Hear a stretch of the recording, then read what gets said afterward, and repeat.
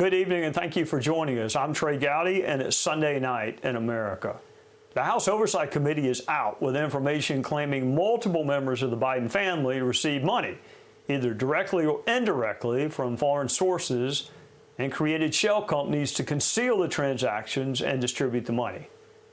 Congress cannot prosecute anyone for anything, but Congress can investigate any legitimate legislative matter.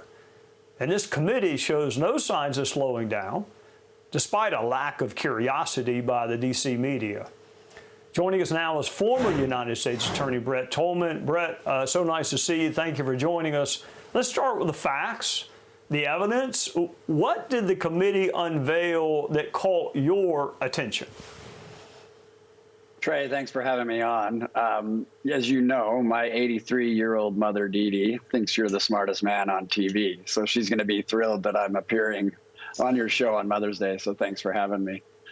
I will tell you, my very first impression was first a bit dismayed that not all the media was there. You know, you mentioned the partisanship, but you didn't have several of the larger, media stations covering this.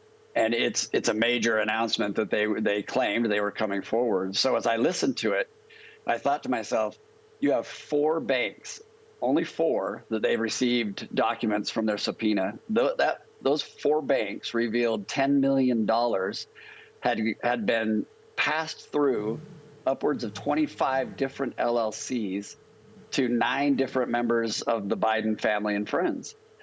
I look at that, Trey, and you and I know very clearly, if you can't identify what the business of those 25 LLCs are, then what you have is a shell game to move money.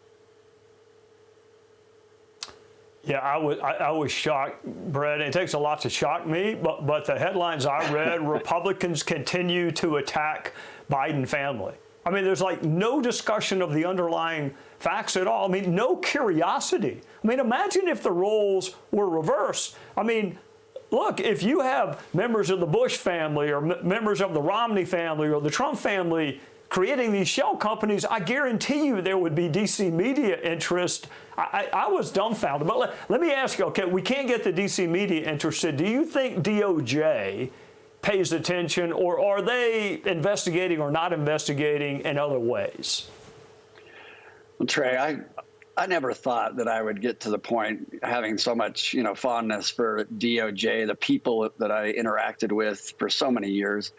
Like you, I was a federal prosecutor first, and then I became U.S. attorney. The very last case I had involved the shell LLCs and the movement of money, and we couldn't identify what the actual business was. And it is the kind of case that was the bread and butter of the fraud and corruption unit at DOJ. We're looking at a DOJ who refuses to prosecute certain cases now that have a political angle to them. They'll re-prosecute, a Philippus Formes who was given clemency by President Trump, but they won't go after a Joe Biden family member who appears to be in a crime syndicate. This is the stuff I back up and I look at and I say, we're in bizarro world. This is DOJ, the heart of what DOJ really was organized for, and that was to be able to piece together multifaceted crime syndicates, which a local jurisdiction would have a difficult time doing.